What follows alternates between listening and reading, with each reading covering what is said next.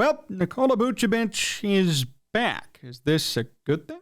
Sports Talk Chicago, here with Jon Zaghloul. Appreciate all of you tuning in. Subscribe to the channel for more Chicago Bulls, Chicago Bears, Chicago Cubs, White Sox, and Blackhawks content.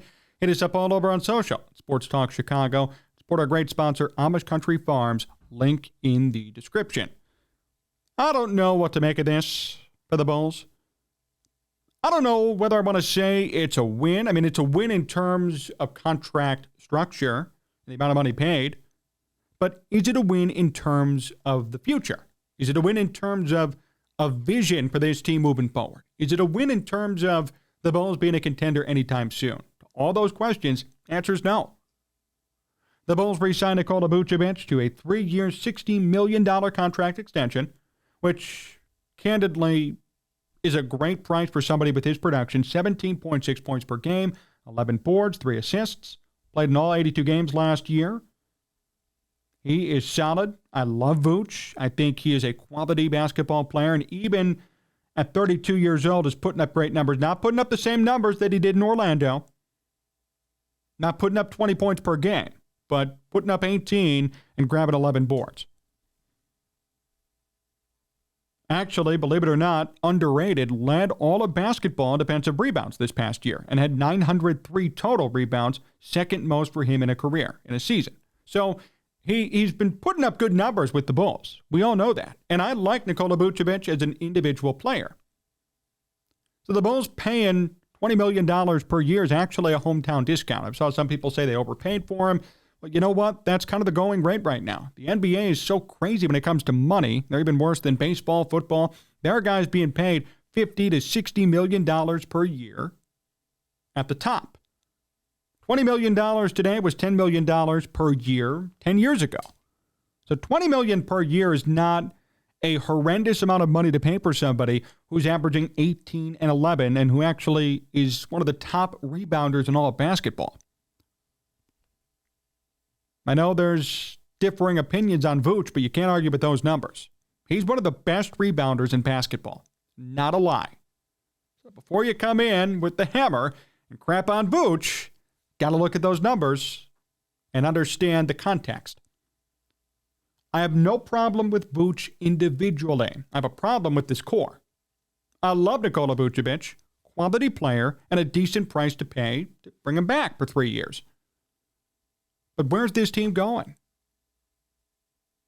What's their vision? What's their future? Are they going to be a contender? Answer's no. That's my problem with this signing, with everything else going on for the Bulls in free agency. I still don't know. I still don't understand where they're going. If somebody could explain it to me, that'd be great. But any explanation you give me about keeping this core, going 40 and 42 last year and barely making the play-in tournament, is dumb. Makes no sense. Why should the Bulls hold on to a core that went under 500 and that barely made the play-in tournament and really shouldn't have been there at the 10th seed and obviously got kicked out very early? Why is this positive? Why is this a good step for the organization?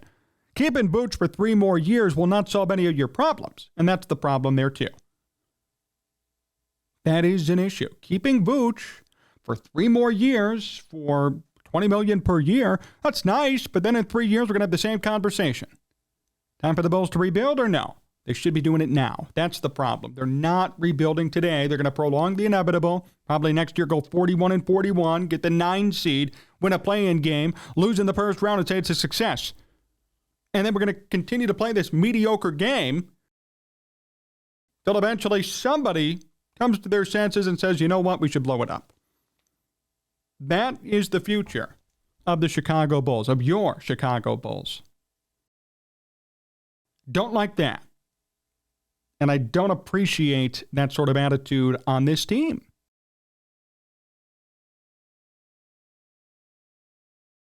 So I like this signing, and I like Nikola Vucevic as a player. And he obviously is still good enough to put up quality numbers. We see it. Led the league in defensive rebounds last year. First time he's ever led the league in anything rebound specific. And he's put up good numbers for his whole career. He's almost going to get to 10,000 rebounds. Believe it or not, he could be a borderline Hall of Fame candidate, Nikola Vucevic, because the NBA is so lackadaisical when it comes to Hall of Fame candidates. Vuce could be one. He gets to 10,000 boards. So he is that good of a player. And even at his age and at his point in his career, he's still putting up quality enough numbers to pay him. I'm okay with the Bulls paying him individually, but as far as the core goes, this isn't the right move. That's the problem. The price is fine. The term of the contract is fine. And Vuce is going to continue to produce for 3 more years and do what he's been doing. That's great. But what does that mean for the future of this team as a whole? Individually, it's great, but what about the franchise? Where are they going? Answer's nowhere. I'd rather see them tank. I'd rather see them blow it all up and say, we're moving on, like the Cubs did. Now, eventually, you're going to have to face the fact that you aren't who you thought you were going to be. You have to face the fact that this core that you meticulously constructed just didn't work, and that's okay. But move on. Don't prolong the inevitable and say, we're going to continue. We're going to double down on these guys. For what? Because you're too scared to admit you made a mistake? Clearly, as fun as this sounded on paper, it didn't work. As cool as it was to say, wow, we got Zach LaVine, DeMar DeRozan, Nikola Vucevic, Patrick Williams, it didn't work. Move on. Don't confirm that you should run it back again. For what? This team next year is going to be 41-41 and get the 9 spot in the play-in tournament. What's that? Success? Improvement? Does that justify sticking with this core even more? Come on, guys. The writing's on the wall. This Bulls team is where they were 4 or 5 years ago with Garpax. If I had known this was going to happen, keep Garpax then. What's the difference? It's unfair to Nikola Vucevic, too. Now, he's getting paid, so, okay, why cry for him? But he's not going to be on a contender. He has chosen to essentially live out the rest of his career in Chicago. He will never sniff the NBA Finals if he stays here, which he is.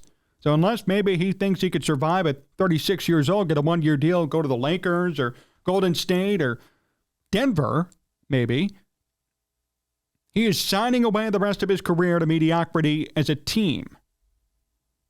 That's unfortunate for him, too. Hey, got paid. I'll take $20 million per year to watch my team go 40-40 or 41-41. But the point is, this is not what was supposed to happen.